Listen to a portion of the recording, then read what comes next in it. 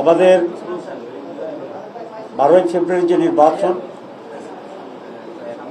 সেটি বাহ্যিকভাবে মোটামুটি অ্যাকসেপ্টেবল একটা নির্বাচন, কিন্তু সময় যেতে যেতেই সেদিন সন্ধ্যা থেকে খবর আসছিল যে নানা জায়গায় কেন্দ্র দখল হয়েছে, জাল ভোট দেওয়া হয়েছে, আমাদের এজেন্টদেরকে জোর করে বের করে দেওয়া হয়েছে, অনেক জায়গায় এজেন্টদেরকে শুরু থেকে ঢুকতে দেওয়া হয়নি, এবং প্রিসাইডিং অফিসার এবং তাদের এজেন্টের যোগসাজশে ব্যালট কাটা হয়েছে।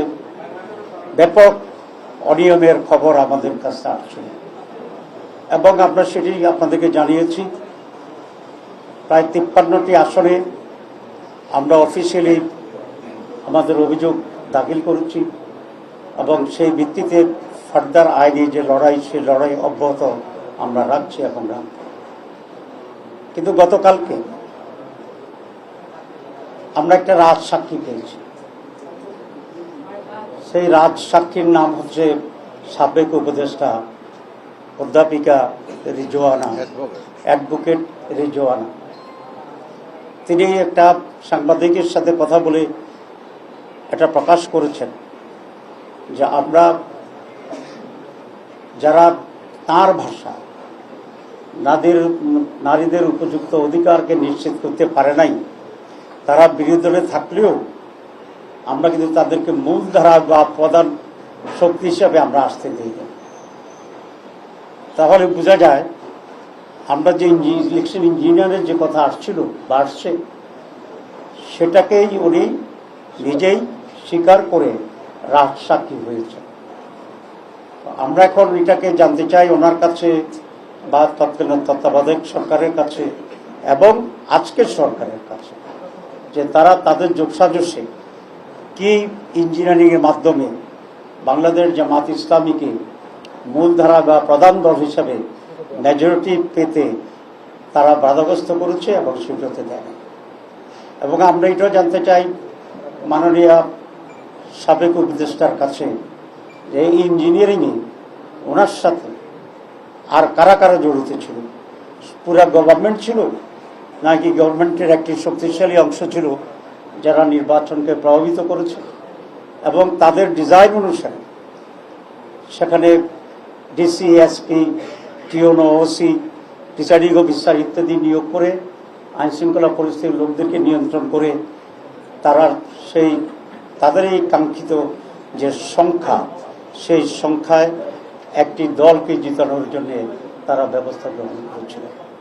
জাতির কাছে এটা স্পষ্ট করতে হবে এবং আমি এই সরকারের কাছে দাবি জানাবো রিজওয়ানা আহমেদকে, রিজওয়ানা হাসানকে তারা কিভাবে জিজ্ঞাসাবাদের আওতায় আনবেন এবং আওতায় এনে তার কাছ থেকে পরিষ্কার যে সিচুয়েশন তিনি তৈরি করেছিলেন সে সম্পর্কে ওনারা জানবেন, আমাদেরকে জানাবেন, দেশবাসীর কাছেও এটা পরিষ্কার করবেন। আমরা নির্বাচনের আগেও কয়েকজন উপদেষ্টার ব্যাপারে অভিযোগ এনেছিলাম এবং আপনারা দেখেছেন ইন্টারিম গভর্নমেন্ট নিজেকে তত্ত্বাবধায়ক সরকারের সমপর্যায়ে নিরপেক্ষ সরকার হিসেবে প্রতিবাদ করেছিল এবং সে ভূমিকা তারা আছে সেটা তারা বলার চেষ্টা করেছিল। এবং একটি নীতিগত কথা ছিল যে ইন্টারিম গভর্নমেন্টে যারা দায়িত্বে থাকছেন উপদেষ্টা হিসাবে তারা কোনো সরকারে দলীয় সরকারে তারা কোনো ধরনের অংশগ্রহণ করবেন না, কোনো মন্ত্রিত্ব গ্রহণ করবেন না। কিন্তু শুরু থেকেই আমরা একজন ব্যক্তিকে ইন্টারিম গভর্নমেন্টের যিনি আমাদের প্রতিরক্ষা উপদেষ্টা ছিলেন, তিনি প্রথম দিনেই খলিলুর রহমান সাহেব পররাষ্ট্রমন্ত্রী হিসেবে শপথ গ্রহণ করছেন, যেটা তিনি তার আগের শপথের পরিপন্থী কাজ করেছেন। এখানে এটা স্পষ্ট যে খলিলুর রহমান ছিল লন্ডন কনস্পিরেসির প্রধান হোতা এবং সেখান থেকে তিনি সরকারকে মোটিভেট করে ষড়যন্ত্র করে বর্তমান যারা সরকারে আছেন তাদেরকে সুবিধা দেওয়ার জন্যই উনি অব্যাহতভাবে কাজ করেছিলেন এবং তার সেই কাজের পুরস্কার হিসাবেই উনি পররাষ্ট্রমন্ত্রীর এই রিওয়ার্ডটা উনি পেয়েছেন। এতে আমি বিস্মিত হয়েছি বিএনপির ব্যাপারেও, কারণ বিএনপি কি এতই তার লোকজনের সংকট আছে যে একজন বিতর্কিত ব্যক্তি যিনি ইন্টারিম গভর্নমেন্টে থাকার সময়ে বিএনপির নেতা সালাউদ্দিন সাহেবই তার বিরুদ্ধে বক্তব্য রেখেছিলেন এবং তাকে সরকারের থেকে বের করে দিতে বলেছিলেন। তো এই খারাপ লোকটা, যেটা বিএনপির দৃষ্টিতে তখন খারাপ ছিল, এবং সালাউদ্দিন সাহেবের বক্তব্যের পর উনি বিএনপির সাথে নিশ্চয়ই গোপনে এমন এক কন্ট্যাক্টে গেছেন যে তারা বিএনপির স্বার্থ সংরক্ষণের জন্য উলঙ্গভাবে ভূমিকা দিয়েছেন, যে কারণে বিএনপির আস্থাভাজন হয়ে আবার তিনি বিএনপির মন্ত্রী হয়েছেন।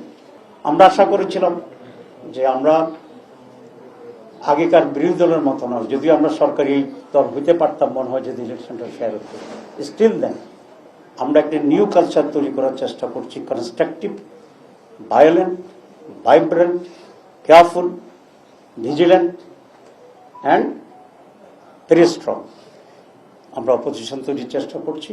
গভর্নমেন্ট যেন এটাকে সাধুবাদ জানায় এবং তারা এটাকে কোনোভাবেই ভিন্ন খাতে বা দুর্বল মনে করে নিজেরা খুব বেশি বাড়াবাড়ি করার চেষ্টা না করে। আমরা মনে করি রিজওয়ানাকে জিজ্ঞাসাবাদ করা উচিত এবং খুলুর রহমান সাহেবকেও জিজ্ঞাসাবাদ করা উচিত যে কি ইঞ্জিনিয়ারিং তারা করেছে, তাদের সাথে কারা জড়িত ছিল এবং সেটার আউটকাম কি হয়েছে, এগুলো তো আমরা জোর করে দাবি জানাচ্ছি।